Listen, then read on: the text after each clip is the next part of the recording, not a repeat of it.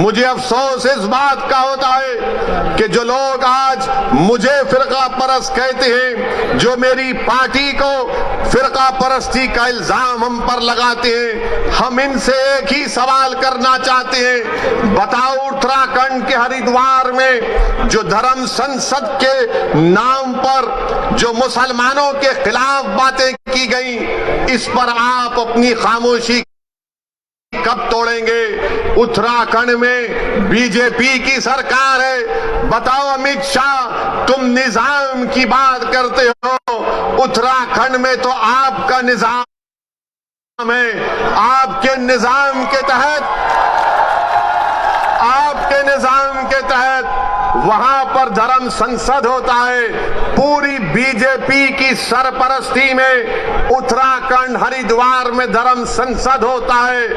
नरेंद्र मोदी के आशीर्वाद से, अमित शाह की ताईद से और योगी की पूरी भरपूर हिमायत से उत्तराखंड में धर्म संसद में इस बात का ऐलान किया जाता है कि जिस तरह म्यांमार में रोहिंग्या मुसलमानों को उनको मुल्क से निकाल दिया गया, उसी तरह भारत के मुसलमानों का हशर करने की बातें की जाती हैं। कहा जाता है कि 20 लाख मुसलमानों का कत्ल कर दिया जाए, मगर आपको जानकर हैरत नहीं होगी, आपको ताज्जुब भी नहीं होगा कि जब मुसलमानों को कत्लेआम की दावत दी जाती है, मुसलमानों को बर्बाद करने की बातें की जाती हैं, तो किसी एक को भी उत्तराखंड की हुकूमत ऐसी बुज़दिल और मुखन्निस हुकूमत है कि इन धर्म संसद में इस तरह की नफरत की बातें करने वालों के खिलाफ एक को भी गिरफ्तार नहीं किया जाता। और जो जहर उगल रहे थे वो उल्टा पुलिस के पास जाकर कुरान करीम, अल्लाह के कलाम के ताल्लुक से एफआईआर दर्ज करते हैं और इंस्पेक्टर साहब के सामने हंसते हुए, मुस्कुराते हुए बात कर रहे हैं। ये भारत है जिसको आपको समझना है। ये वो भारत नहीं है जिसको हमारे बुजुर्गों ने अंग्रेजों से आजाद करवाया था। ये जो मौजूदा भारत है, ये वो भारत नहीं है जिसको सन 57 की जंग आजादी में हमारे बुजुर्गों ने अपने खून से सरजमीन को लाल किया था। अगर हमने इस मुल्क को आजाद किया, इसमें बढ़ चढ़ कर हिस्सा लिया, हमने काला पानी की सजा काटी, हमने सावरकर की तरह अंग्रेजों से अपनी जान की भीख नहीं मांगी, तो आज हमारे वतन में हमको धमकियां दी जाती हैं कि तुम्हारा कत्लेआम किया जाएगा, तुमको रोहिंग्या मुसलमानों की तरह तुम्हारा हाल कर दिया जाएगा। अरे कौन सी जमहूरियत की तुम बात कर रहे हो? कौन से संविधान की मोहब्बत में तुम काम कर रहे हो कि एक को भी गिरफ्तार नहीं करते? एक को भी गिरफ्तार नहीं करते।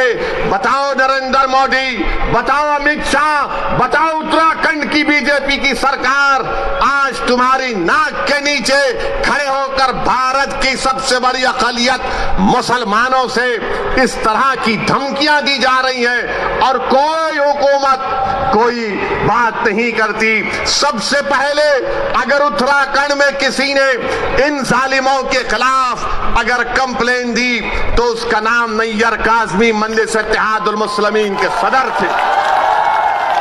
उन्होंने जाकर पुलिस स्टेशन में कंप्लेंट दर्ज कराई।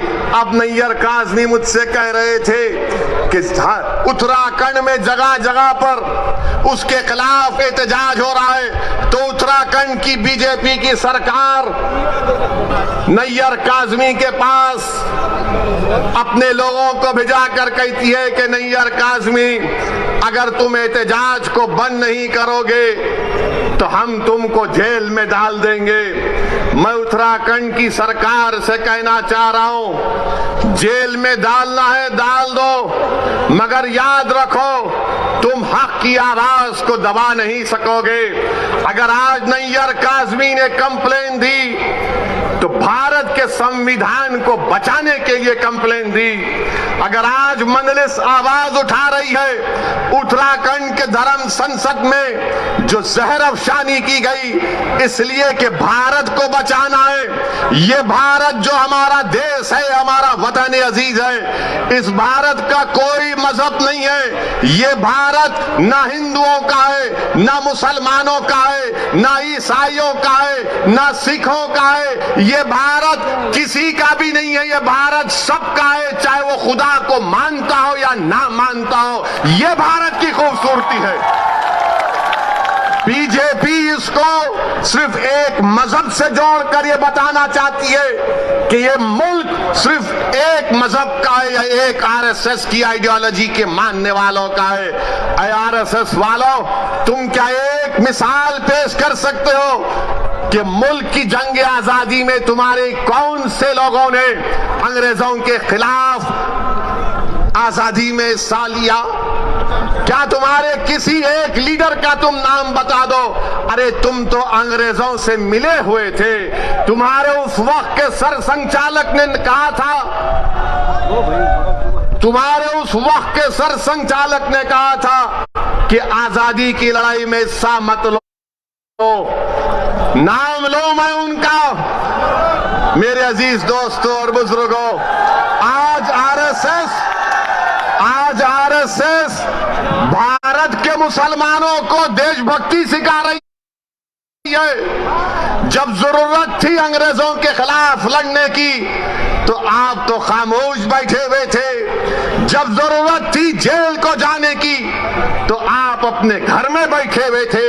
अरे हमने हर मैदान में इस मुल्क को अंग्रेजों की गुलामी से आजाद करवाया। नरेंद्र मोदी की जबान से आप कभी नहीं सुनेंगे कि आरएसएस ने इस मुल्क की आजादी के लिए अपना खून या पसीना बहाया। नरेंद्र मोदी बात करेंगे औरंगजेब की,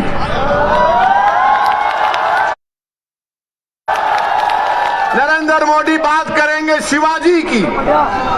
नरेंद्र मोदी कभी बात करो सन 57 की जंग आजादी में। बताओ ये लोग आज जो नफरत फैला रहे हैं इनका क्या रोल रहा? इनका कोई रोल नहीं रहा।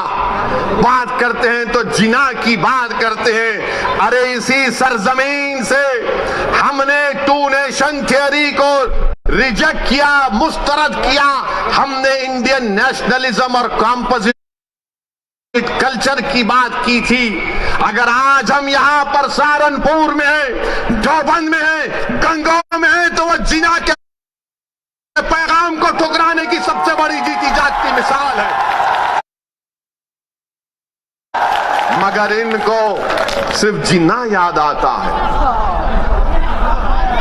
समाजवादी को भी आजकल जिन्ना याद आ रहे हैं। अखिलेश को भी जिन्ना जबान पर चढ़ गया। बीजेपी के तो दिल दिमाग पे चढ़ता ही रहता है।